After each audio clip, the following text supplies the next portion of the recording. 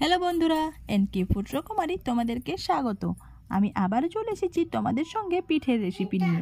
চলো, এটা কি পিঠে তোমরা সকলেই বুঝতে পারছো, কিন্তু এটা আমি কি করে বানাচ্ছি সেটাই তোমাদেরকে দেখাবো। পিঠেগুলো কি বন্ধুরা, তোমরা তো বুঝতেই পারছো এটা কি পিঠে। এই পিঠেগুলো বানানোর জন্য এখানে আমি একটা পাত্র নিয়ে নিয়েছি। এই পাত্রে আমি নিয়ে নিচ্ছি আটা। এই আটাগুলো কিসের আটা বলো তো বন্ধুরা? এই আটাগুলো হচ্ছে যে আমরা ভাত খাই সেই ভাতের চালগুলোকে ভিজিয়ে সেটাকে একটু ঝরঝরে করে সেটাকে পেশাই করে নিয়ে এসে সেই পেশাই আটাগুলোকে চেলে পরিষ্কার করে রেখে দিয়ে এই আটাগুলো আমি নিয়েছি। এখানে কিন্তু আতপ চালের আটা নয়, এটা আমি ভাতের চাল ভিজিয়ে এটাকে পেশাই করে সেই আটা দিয়েই বানাচ্ছি। তার জন্য এখানে আটা নিয়ে নিয়েছি আমি 2 কাপ। তার মধ্যে পরিমাণ মতো লবণ দিয়ে এটাকে একটু মেখে নিচ্ছি। এটা একটু মেখে নিলে এর সঙ্গে কিন্তু অল্প সামান্য 2 কাপ দিয়েছি, আর এখানে দিয়ে দিচ্ছি অল্প সামান্য ময়দা। দেখো, হাফ কাপের মতো ময়দা ব্যবহার করলাম। এবার এই ময়দাটা আবার মেখে নিচ্ছি। এবার এখানে নিয়ে নিচ্ছি আমি ভাতের মাড়। এই ভাতের মাড়টাকে আমি এটার মধ্যে দিয়ে এটাকে মেখে নিচ্ছি। ভাতের মাড়টা একটু হালকা গরম আছে, তাই আমি এখানে হাত দিয়ে ব্যবহার করছি না, আমি একটা চামচ ব্যবহার করে মেখে নিচ্ছি। দেখো, ঠিক এরকমভাবে আমি অল্প অল্প করে ভাতের মাড় দিয়ে বা ভাতের ফ্যান দিয়ে আমি এটাকে মেখে নিচ্ছি। অল্প অল্প করে দিয়ে মেখে নিচ্ছি। আর এই চালের গুঁড়ো যে ভাত খায় সেই ভাতের চালের গুঁড়ো কিন্তু একটু সুজি সুজি হয়ে থাকে, তাই এটাকে মেখে কিছুক্ষণ রেস্টে দিলে ভালো হয়। এটাকে মেখে যদি খুব বেশি রেস্টে দেওয়া হয়, যত বেশি রেস্টে দেওয়া হবে তত ভালো হবে। আমি এখানে দেখো ঠিক এই পর্যায়ে মেখে নিচ্ছি।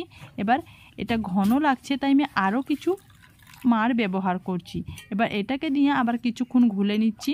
ঘুলে নেওয়ার পর একটু পাতলা হয়ে গেলেও অসুবিধে নেই, এটা ঢাকনা দিয়ে ঢেকে রেখে দিলেই কিন্তু এটা আবারও ঘন হয়ে যাবে। যেহেতু এটা একদম সুজি সুজি হয়ে আছে, এখানে কিন্তু তোমরা আতপ চালের গুঁড়ো ব্যবহার করতে পারো। এখানে আমি আজকে সিজা চালের গুঁড়ো ব্যবহার করেছি বা ভাতের চালের গুঁড়ো। যেহেতু এখানে ভাত যদি বেঁচে যায় তাহলে ভাতটাকেও পেস্ট করে এটার মধ্যে দিয়ে দিতে পারো। পিঠে সত্যি খুব সুন্দর হবে। আমি প্রায় অনেকবারই বানিয়ে দেখেছি। পিঠে অনেকেই অনেক রকমভাবে বানায়, কিন্তু আমি যেরকম বানাই সেরকম কেউ বানায় কিনা আমি এখনও পর্যন্ত কাউকে দেখিনি, তাই আমার পিঠের রেসিপি তোমাদেরকে শেয়ার করছি। এবার ঢাকনা দিয়ে কিছুক্ষণ রেস্টে রাখার পর ফিরে আসে তোমাদেরকে দেখাচ্ছি। এই দেখো ঘনত্বটা কত সুন্দর হয়েছে। ঠিক এরকম ঘনত্ব থাকবে। এরকম ঘনত্ব থাকার পর এটাকে একটু ফাটিয়ে নিতে হবে। হ্যাঁ, এবার লাস্টে দিয়ে দিচ্ছি অল্প সামান্য বেকিং পাউডার। বেকিং বেকিং কিন্তু এখানে দিতে হবে, বেকিং সোডা দিলে কিন্তু হবে না। বেকিং সোডা দিলে কিন্তু এই পিঠেগুলো একদমই ভালো হবে না। এখানে বেকিং পাউডার, কিন্তু বেকিং পাউডারটা না দিলেও পিঠে হবে, কিন্তু বেকিং সোডা দিয়ে দিলে আর পিঠেটা হবে না। এবার গ্যাসে একটা মাটির খোলা বসিয়ে দিয়েছি। এই মাটির তাওয়া, এই তাওয়াটার মধ্যে একটু তেল ব্রাশ করে নিচ্ছি, যেহেতু নিচে যদি লেগে যায় তার জন্য। এটা লাগবে না, তাও একটু তেল ব্রাশ করে নিলে উঠতে সুবিধা হবে, উঠাতে।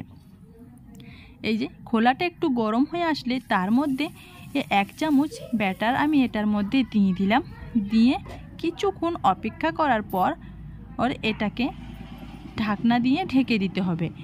যেহেতু স্টেনলেস স্টিল যাই আছে, আমি এখানে একটা মাটির ঢাকনা নিয়েছি। দেখো, মাটির ঢাকনা, যেটাকে আমাদের গ্রামে লোকেরা বলে থাকে ঢাকুন।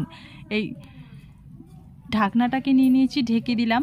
এবার ঢাকনাটাকে ঢেকে দেওয়ার পর কিছুক্ষণ পর তোমাদেরকে আমি ফিরে দেখাচ্ছি। দেখো কতটা সুন্দর হয়েছে পিঠেটা, ফুলে টুইটুম্বু হয়েছে।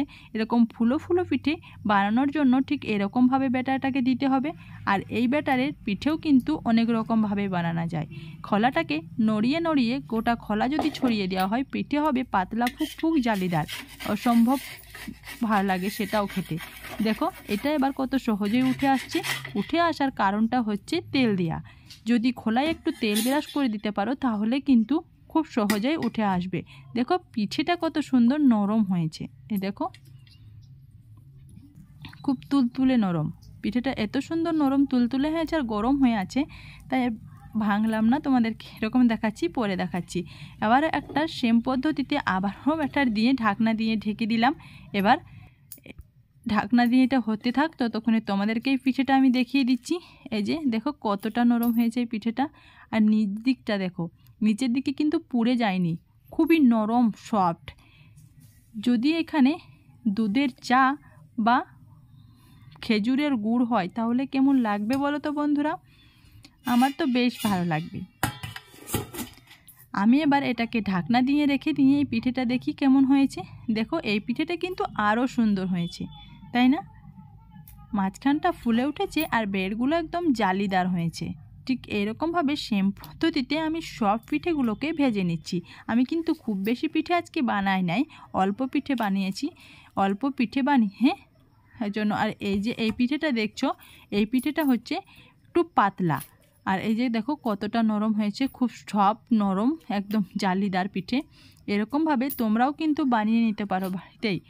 মানে গ্যাসের চুলাতেও এত সুন্দর পিঠে হয়, না বানালে কিন্তু বিশ্বাস করতে পারবে না, তাও আবার ভাতের চালের গুঁড়ো দিয়ে। যাদের আতপ চালের গুঁড়ো না থাকে তারা কিন্তু ভাতের চালকে গুঁড়ো করেও এরকমভাবে পিঠে বানাতে পারো।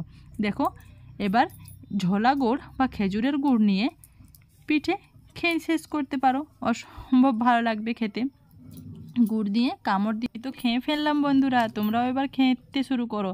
এই যে অপরের বা নিচে যে বড় পাতলা পিঠেটা দেখলে, সেটা কিন্তু তাওয়াটাকে ঘুরিয়ে ঘুরিয়ে চামচ দিয়ে ব্যাটারটাকে একটু নড়িয়ে নড়িয়ে করা হয়েছে। দেখো নিচ দিকটাও কিন্তু খুব পুড়ে যায়নি। এগুলা পাতলা পাতলা পিঠে, নিচের দিকটা হবে মুচমুচে আর অপর দিকটা হবে নরম। এই পিঠেগুলো খেতেও কিন্তু বেশ ভালো লাগে।